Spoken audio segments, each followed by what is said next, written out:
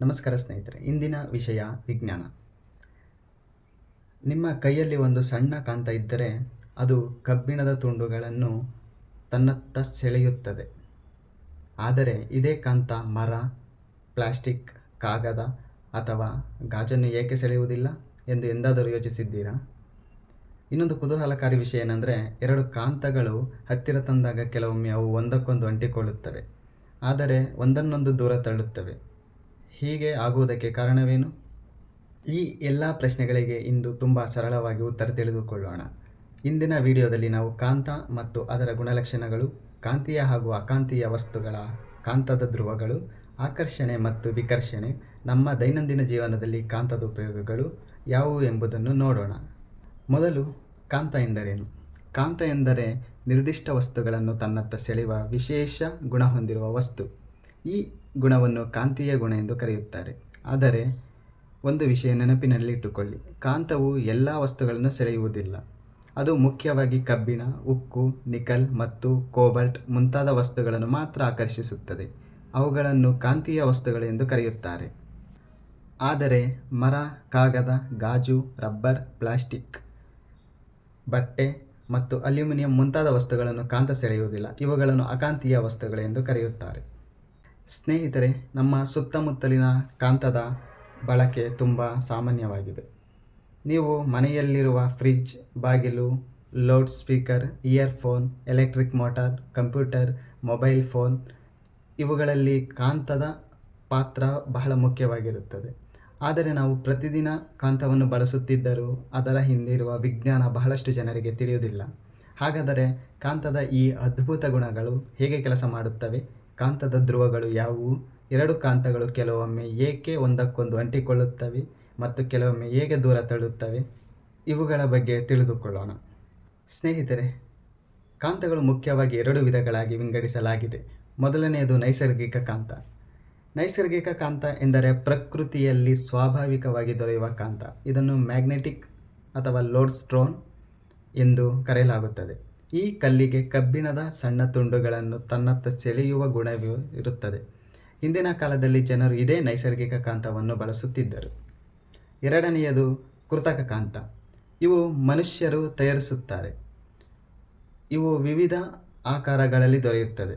ಉದಾಹರಣೆಗೆ bar magnet, ಕುದುರೆಗಾಲಿನ ಆಕಾರ magnet, ring magnet ಮತ್ತು ಸಿಲಿಂಡರ್ ಮ್ಯಾಗ್ನೆಟ್. ನಮ್ಮ ದೈನಂದಿನ ಜೀವನದಲ್ಲಿ ಬಳಸುವ ಬಹುತೇಕ ಕಾಂತಗಳು ಕೃತಕ ಕಾಂತಗಳೇ ಆಗಿವೆ. ಈಗ ಕಾಂತದ ಧ್ರುವಗಳ ಬಗ್ಗೆ ತಿಳಿಯೋಣ. ಪ್ರತಿಯೊಂದು ಕಾಂತಕ್ಕೂ ಎರಡು ಧ್ರುವಗಳಿರುತ್ತವೆ. ಒಂದು ಉತ್ತರ ಧ್ರುವ ನಾರ್ತ್ ಪೋಲ್, ಇನ್ನೊಂದು ದಕ್ಷಿಣ ಧ್ರುವ ಸೌತ್ ಪೋಲ್. ಈ ಎರಡೂ ಧ್ರುವಗಳೇ ಕಾಂತದ ಅತ್ಯಂತ ಮುಖ್ಯ ಭಾಗಗಳು. ಕಾಂತದ ಆಕರ್ಷಣಾ ಶಕ್ತಿ ಮಧ್ಯಭಾಗಕ್ಕಿಂತ ಧ್ರುವಗಳ ತುದಿಯಲ್ಲಿ ಹೆಚ್ಚಿರುತ್ತದೆ. ಒಂದು ಬಾರ್ ಮ್ಯಾಗ್ನೆಟನ್ನು ದಾರದಿಂದ ಕಟ್ಟಿ ಗಾಳಿಯಲ್ಲಿ ಸ್ವತಂತ್ರವಾಗಿ ನೇತು ಹಾಕಿದರೆ ಅದು ಸ್ವಲ್ಪ ಸಮಯದಲ್ಲಿ ಉತ್ತರ ಮತ್ತು ದಕ್ಷಿಣ ಧ್ರುವದ ದಿಕ್ಕಿನಲ್ಲಿ ಸ್ಥಿರವಾಗುತ್ತದೆ.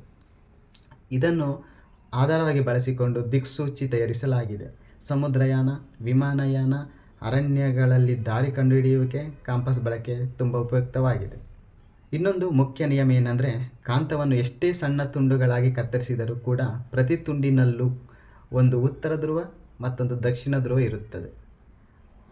ಅಂದರೆ ಈ ಉತ್ತರ ಧ್ರುವ ಅಥವಾ ಕೇವಲ ದಕ್ಷಿಣ ಧ್ರುವವನ್ನು ಪ್ರತ್ಯೇಕವಾಗಿ ಪಡೆಯಲು ಸಾಧ್ಯವೇ ಇಲ್ಲ. ಇದು ಕಾಂತದ ಒಂದು ವಿಶಿಷ್ಟ ಗುಣವಾಗಿದೆ. ಇಲ್ಲಿಯವರೆಗೆ ನಾವು ಕಾಂತ ಎಂದರೇನು, ಅದರ ವಿವಿಧ ಮತ್ತು ಧ್ರುವಗಳ ಬಗ್ಗೆ ತಿಳಿದುಕೊಂಡೆವು. ಈಗ ಕಾಂತದ ಅತ್ಯಂತ ಆಸಕ್ತಿದಾಯಕ ಗುಣವನ್ನು ತಿಳಿದುಕೊಳ್ಳೋಣ. ಒಂದೇ ಧ್ರುವಗಳಾದ ಉತ್ತರ ಮತ್ತು ಉತ್ತರ, ನಾರ್ತ್ ಮತ್ತು ನಾರ್ತ್ ಪೋಲ್, ಅಥವಾ ದಕ್ಷಿಣ ದಕ್ಷಿಣ, ಸೌತ್ ಮತ್ತು ಸೌತ್ ಪೋಲ್ ಅನ್ನು ಹತ್ತಿರ ತಂದರೆ ಒಂದಕ್ಕೊಂದು ದೂರ ತಳ್ಳುತ್ತವೆ. ಇದು ವಿಕರ್ಷಣ ಎಂದು ಕರೆಯುತ್ತಾರೆ. ಆದರೆ ಉತ್ತರ ಧ್ರುವ ಮತ್ತು ದಕ್ಷಿಣ ಧ್ರುವ, ನಾರ್ತ್ ಪೋಲ್ ಮತ್ತು ಸೌತ್ ಪೋಲ್ ಧ್ರುವಗಳನ್ನು ಹತ್ತಿರ ತಂದರೆ ಒಂದಕ್ಕೊಂದು ಸೆಳೆಯುತ್ತದೆ. ಇದು ಆಕರ್ಷಣೆ ಎಂದು ಕರೆಯುತ್ತಾರೆ. ಈ ನಿಯಮವನ್ನು ನೆನಪಿಡಲು ಒಂದು ಸರಳ ವಾಕ್ಯ ಸಾಕು. ಒಂದೇ ಧ್ರುವಗಳು ವಿಕರ್ಷಿಸುತ್ತವೆ, ವಿರುದ್ಧ ಧ್ರುವಗಳು ಆಕರ್ಷಿಸುತ್ತವೆ. ಒಂದು ಸರಳ ಪ್ರಯೋಗ. ನಿಮ್ಮ ಬಳಿ ಎರಡು ಬಾರ್ ಮ್ಯಾಗ್ನೆಟ್ಗಳಿದ್ದರೆ ಅವುಗಳ ಉತ್ತರ ಧ್ರುವಗಳನ್ನು ಒಂದಕ್ಕೊಂದು ಹತ್ತಿರ ತನ್ನಿ. ಅವು ಆಕರ್ಷಿಸುವುದಿಲ್ಲ, ಬದಲಾಗಿ ದೂರ ತಳ್ಳುತ್ತವೆ. ಈಗ ಒಂದು ಮ್ಯಾಗ್ನೆಟ್ ಉತ್ತರ ಧ್ರುವವನ್ನು ಮತ್ತೊಂದು ಮ್ಯಾಗ್ನೆಟ್ ಉತ್ತರ ಧ್ರುವಕ್ಕೆ ಹತ್ತಿರ ತನ್ನಿ. ಅವು ಬಲವಾಗಿ ಅಂಟಿಕೊಳ್ಳುತ್ತವೆ. ಈ ಚಿಕ್ಕ ಪ್ರಯೋಗದಿಂದ ಆಕರ್ಷಣೆ ಮತ್ತು ವಿಕರ್ಷಣೆಯನ್ನು ಸುಲಭವಾಗಿ ಅರ್ಥ ಮಾಡಿಕೊಳ್ಳಬಹುದು. ಈಗ ಕಾಂತದ ಉಪಯೋಗಗಳನ್ನು ನೋಡೋಣ. ಕಾಂತವು ಕೆಲವು ಪಾಠಪುಸ್ತಕಕ್ಕೆ ಸೀಮಿತವಾಗಿಲ್ಲ. ನಮ್ಮ ಜೀವನದ ಅನೇಕ ಸಾಧನೆಗಳಲ್ಲಿ ಒಂದು ಪ್ರಮುಖ ಪಾತ್ರ ವಹಿಸುತ್ತದೆ.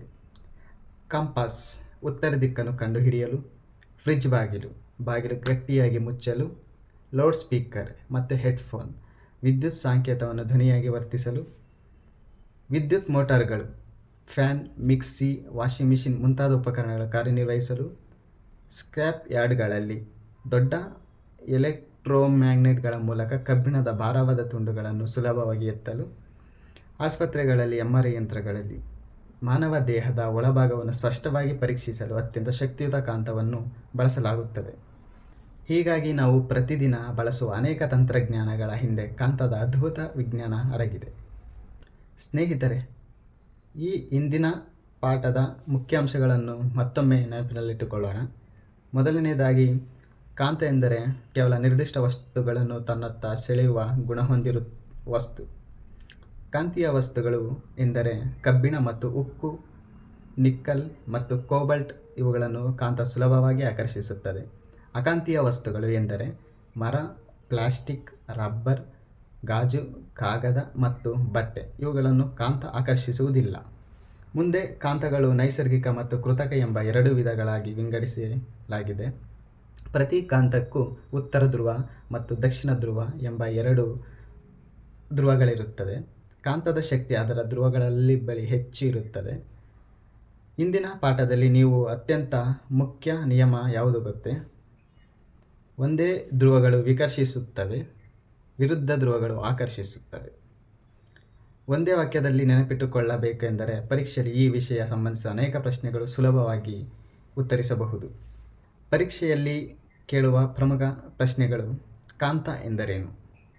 ಇದಕ್ಕೆ ಉತ್ತರ: ಕೆಲವು ವಸ್ತುಗಳನ್ನು ತನ್ನತ್ತ ಸೆಳೆಯುವ ಗುಣ ಹೊಂದಿರುವ ವಸ್ತುವನ್ನು ಕಾಂತ ಎಂದು ಕರೆಯುತ್ತಾರೆ.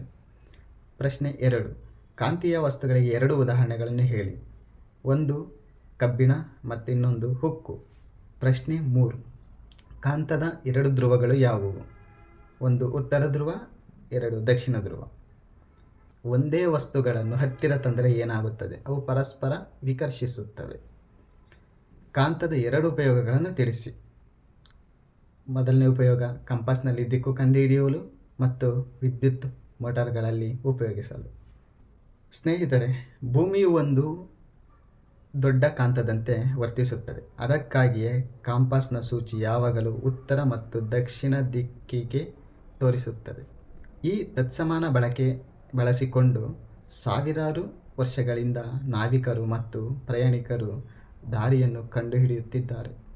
ಹಾಗಾದರೆ ಸ್ನೇಹಿತರೆ, ಇಂದಿನ ವಿಡಿಯೋದಲ್ಲಿ ನಾವು ಕಾಂತ ಎಂದರೇನು, ಕಾಂತೀಯ ಮತ್ತು ಅಕಾಂತೀಯ ವಸ್ತುಗಳ ಕಾಂತದ ವಿಧಗಳು, ಧ್ರುವಗಳು, ಆಕರ್ಷಣೆ ಮತ್ತು ವಿಕರ್ಷಣೆ ಹಾಗೂ ಕಾಂತದ ವಿವಿಧ ಉಪಯೋಗಗಳ ಬಗ್ಗೆ ವಿವರವಾಗಿ ತಿಳಿದುಕೊಂಡೆವು.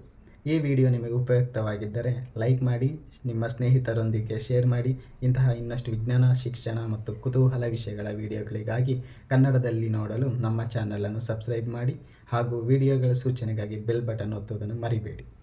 ಮುಂದಿನ ವಿಡಿಯೋದಲ್ಲಿ ಮತ್ತೊಂದು ಅದ್ಭುತ ವಿಜ್ಞಾನ ವಿಷಯದೊಂದಿಗೆ ಭೇಟಿಯಾಗೋಣ. ಧನ್ಯವಾದಗಳು.